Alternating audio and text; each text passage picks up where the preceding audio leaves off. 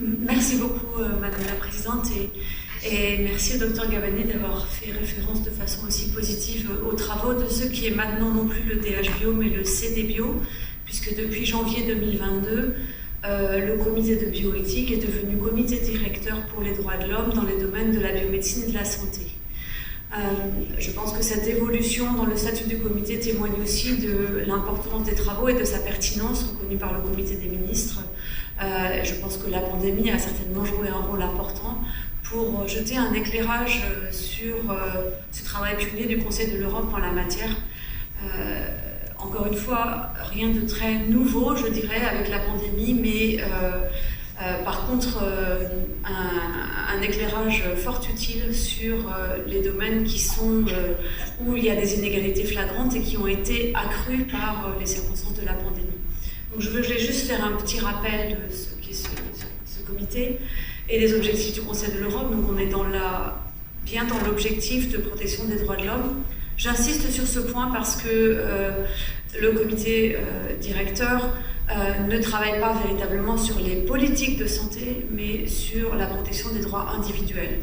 Ce qui parfois l'engage, notamment sur les questions d'équité d'accès aux soins, à donner des recommandations aux États sur les mesures à prendre pour garantir cette équité d'accès aux soins en tant que droit individuel. Donc là, on est sur une ligne de crête entre la protection des droits individuels et le domaine des politiques en matière de santé. Mais il ne traite pas véritablement des questions de santé publique en tant que telles. Les petits rappels que je fais dans cette diapositive, dans cette première dia, je pense, vous sont familiers. Le côté du travail pionnier du Conseil de l'Europe, mais qui reste unique par son approche droits de l'homme. Certes, d'autres organisations travaillent dans le domaine de la santé, l'OMS notamment, mais aussi l'Union européenne dans une certaine dimension. Mais essentiellement pour l'Union européenne sur les questions de qualité et de sécurité, et pas du tout sur des aspects de droits de l'homme pour lesquels ces compétences sont extrêmement limitées.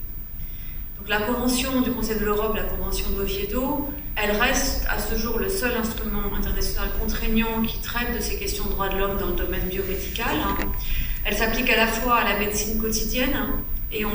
voit bien que ces principes que personne ne remettra en question, que sont celui du consentement, de la protection de la vie privée, acquièrent une pertinence accrue dans des contextes de crise sanitaire, mais également face à des situations comme l'on a eu avec la vaccination. Cette question-là revêt une actualité nouvelle, je dirais, à la lumière de ces développements. Et puis, les aspects de ces nouvelles technologies, là encore, dans le domaine de la recherche, les questions soulevées par la pandémie ont touché également le domaine de la recherche. Les liens avec la Convention européenne des droits de l'homme, pas de lien véritablement formel, même si à un moment il avait été envisagé que la Cour soit compétente pour la Convention d'Oviedo, mais on retrouve les concepts, la terminologie qui sont vraiment empruntés de la Convention européenne des droits de l'homme. La Convention d'Oviedo, je le rappelle, sert de référence, d'outil de référence pour la Cour européenne des droits de l'homme dans l'interprétation de certaines affaires touchant le domaine de la santé. Et enfin, il y a tout de même un lien dans la Convention elle-même avec la possibilité à l'article 29 de demander un avis sur l'interprétation juridique des dispositions de la Convention à la Cour européenne des droits de l'homme. Donc cet outil, et c'est à ça que je voulais en venir, est non seulement un outil de référence au niveau européen, mais aussi au niveau international, puisque c'est un des rares instruments qui est cité, un instrument régional à l'échelle des Nations Unies, qui est cité dans des déclarations ou des documents qui émanent d'instances des Nations Unies, et qui, dans le contexte de la pandémie, a revêtu un caractère particulièrement pertinent. Donc le comité avait adopté, je reviendrai là-dessus, mais je fais une première allusion à ça, à l'occasion des 20 ans de la Convention d'Oviedo, avait fait un travail d'analyse, de célébration bien sûr, mais avant tout un travail prospectif sur la pertinence de cette convention et de ses principes, à la fois au regard de l'évolution des pratiques, et là je pense que le secteur de la gériatrie et des personnes âgées est particulièrement concerné, mais également de l'évolution technologique, et on peut considérer également que là, avec la télémédecine, l'intelligence artificielle, on a aussi un impact important sur les patients et plus généralement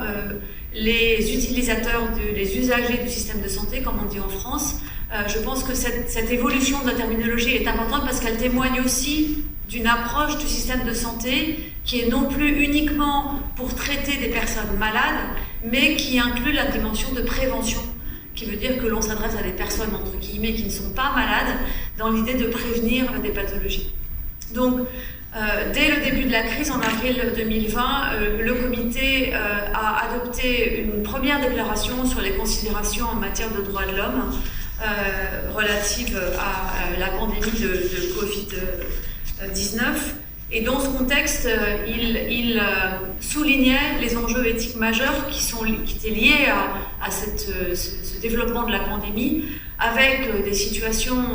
et des contraintes extrêmes sur les systèmes de santé, de nombreux cas extrêmement sévères, graves, avec des enjeux éthiques importants, des incertitudes, des décisions à prendre dans un climat d'incertitude, de rareté des ressources. On a parlé dans ce contexte de pénurie, à la fois de médicaments, mais également de matériel médical. Donc, rendant toutes ces situations particulièrement difficiles, et je dirais, mais donc dans cette déclaration, le comité rappelait ces principes essentiels qui doivent être promus, y compris dans des circonstances que nous avons rencontrées avec la pandémie. Bien sûr, le respect de la dignité humaine, mais la protection des droits de l'homme. Et souligner également, je pense, l'importance de la réflexion sur ces enjeux de droits de l'homme pour faciliter les prises de décision. Et c'est ce qu'on va voir dans les travaux qui ont suivi. Le comité a essayé d'aider les États à travers les travaux qu'il a entrepris dans l'anticipation, mais également la préparation à des situations similaires de crise sanitaire, pour permettre de promouvoir les droits de l'homme et de maintenir ces principes essentiels que sont le consentement, la protection de la vie privée et l'équité d'accès aux soins, la non-discrimination, y compris dans un contexte d'urgence sanitaire. Vous avez les liens dans les diapositives avec les différents instruments, donc je vous les transmettrai ensuite. Le Conseil de l'Europe dans son ensemble a également réagi à cette pandémie avec plusieurs documents de la secrétaire générale, et notamment se penchant particulièrement sur le système de santé, dans lequel elle insiste sur le fait que cette situation de crise sanitaire a montré l'importance fondamentale du droit à la protection de la santé, et j'ajouterai également ainsi que des autres droits de l'homme. Dans ce contexte, en faisant référence à l'ensemble du corpus juridique que le Conseil de l'Europe a développé, la Convention européenne des droits de l'homme, la Charte sociale, la Convention d'Oviedo bien évidemment, mais également la Convention Medicrime, parce qu'en période de pénurie, la tentative est grande d'aller sur un marché des médicaments falsifiés,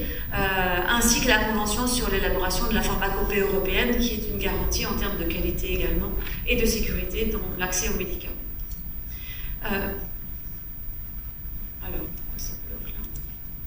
Donc, je reviens sur ce plan d'action que j'avais évoqué, le plan d'action stratégique qui avait été défini à l'occasion des 20 ans de la Convention, donc avant que la pandémie se déclare. Et comme vous le voyez sur cette diapositive,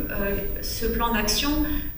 les priorités que le comité avait identifiées s'articulaient autour de 3 grands piliers, un 4e transversal, mais qui me paraît moins important au regard de la thématique qui nous réunit aujourd'hui, la gouvernance, notamment face au développement technologique, l'équité et l'intégrité. Et c'est ce pilier équité qui, à la lumière de la pandémie, a poussé le comité à revoir ses priorités en la matière, mais finalement pas de façon drastique, parce que ce qui avait déjà été identifié comme une priorité, notamment les inégalités en termes de santé, les problématiques de l'accès, en particulier aux traitements médicaux, était déjà identifié comme des priorités. Donc je reviens sur cette idée que ce que la pandémie a mis en exergue ne sont pas des choses nouvelles, mais des choses existantes qui se sont accrues et qui ont permis de faire remonter ces problématiques, peut-être un petit peu passées sous silence auparavant. Donc ce qu'a fait le comité dans cette période où les réunions présentielles étaient compliquées, il a adopté un certain nombre de déclarations, fait une page web dédiée avec des échanges de bonnes pratiques, les liens avec les travaux faits par d'autres organisations, d'autres comités, de façon à ce que facilement on puisse sur une même page accéder à ces ressources. Ensuite, il a abordé plus précisément des questions relatives à la pandémie à travers une déclaration générale que j'ai déjà évoquée en avril 2020. Et puis ensuite, il a voulu mettre l'accès dans le contexte de l'équité sur les questions vaccinales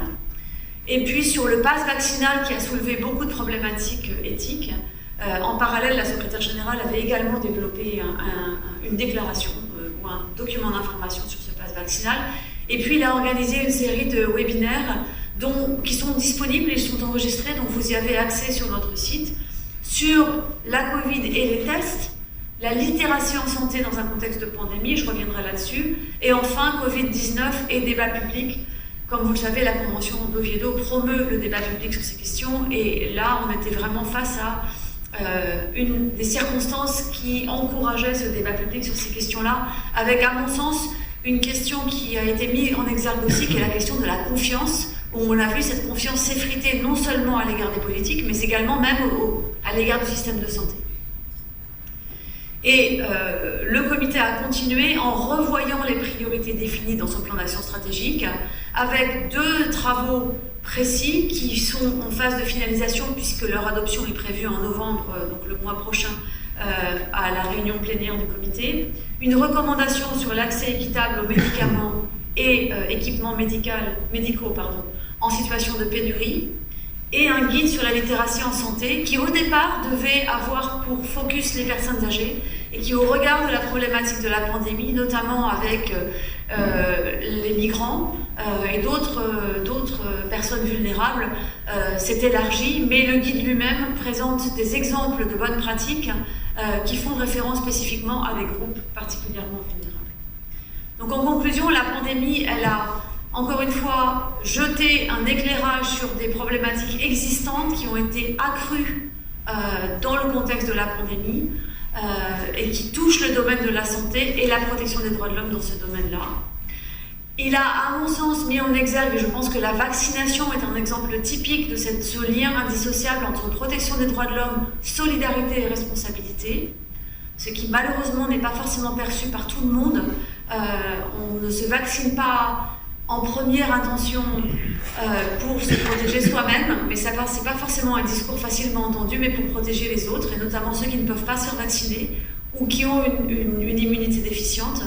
Mais dans une période où les droits individuels sont souvent vécus comme complètement dissociés du droit et des libertés des autres, ce discours, qui est pourtant fondamental en matière de santé publique, a du mal à passer. Cette nécessité de restauration de confiance aussi, avec les droits et les responsabilités à rappeler. Confiance non seulement dans les autorités compétentes, ce qui est un problème dans pas mal de nos États membres, mais également qui s'est effrité avec le domaine médical et les professionnels de santé. La pertinence des principes établis au Conseil de l'Europe et du cadre juridique établi, mais l'insuffisance de se contenter de ce cadre juridique contraignant et la nécessité de travailler sur sa mise en œuvre dans des circonstances qui sont particulièrement aiguës et qui impliquent incertitude, décisions rapides, contraintes imposées, et qui en même temps nécessitent qu'on réfléchisse à comment on prévient, on traite ces situations en maintenant cette protection nécessaire. Et je voulais conclure sur quelque chose. Toutes les crises sont l'occasion de ce qu'on appelle un wake-up call, et on parle des leçons à tirer de chaque crise. Au sommet mondial des comités nationaux d'éthique, il y a 2 semaines, un des vice-présidents d'un comité de travail de l'OMS qui travaille sur ces questions de pandémie a montré des exemples des différentes crises sanitaires qui ont eu lieu, et à chaque fois on a eu wake-up call et leçons à tirer. Et on a l'impression qu'à chaque fois, finalement, on remet les pendules à zéro et on ne tire pas ces leçons des crises. Donc on redécouvre les nouvelles crises sans avoir véritablement tiré les leçons précédentes. Donc je pense que là, il est vraiment important de ne pas se dire encore une fois, on fait les mêmes rappels, mais on ne tire pas véritablement des leçons de ça. Ça, c'est une première chose. Parallèlement à ça, je pense qu'il y a par contre quelque chose qui s'est construit et s'est renforcé au fur et à mesure de ces crises, où là, on n'a pas remis les compteurs à zéro. C'est la question de la confiance, et je reviens là-dessus parce qu'elle me paraît vraiment essentielle, avec cet effritement qui existe vis-à-vis des autorités, mais qu'on a vu là dans certains pays, également patente vis-à-vis du domaine médical. Et on voit que d'un pays à l'autre, ces relations de confiance et l'état de ces relations de confiance avec le système de santé a eu un impact très fort dans les mesures et le respect des mesures qui ont été proposées pour répondre à la pandémie. Et je pense que là, il y a effectivement une attention particulière à porter sur la reconstruction de cette confiance qu'on ne peut pas décréter, qui se construit, et sur lequel on doit avoir une vigilance particulière, me semble-t-il, pour éviter que les choses s'accroissent et que les disparités s'accroissent en raison des effets collatéraux de ces questions de confiance. Et la vaccination, pour moi, en est un exemple. Voilà, je vous remercie. Merci infiniment. Nous aurons beaucoup de questions à vous poser, effectivement, parce que nous avions fait un texte déjà il y a 2 ans. Notre comité avait rédigé un texte qui avait été porté devant le Conseil d'Europe et qui était un appel à une gestion éthique et respectueuse des droits humains au début de la pandémie du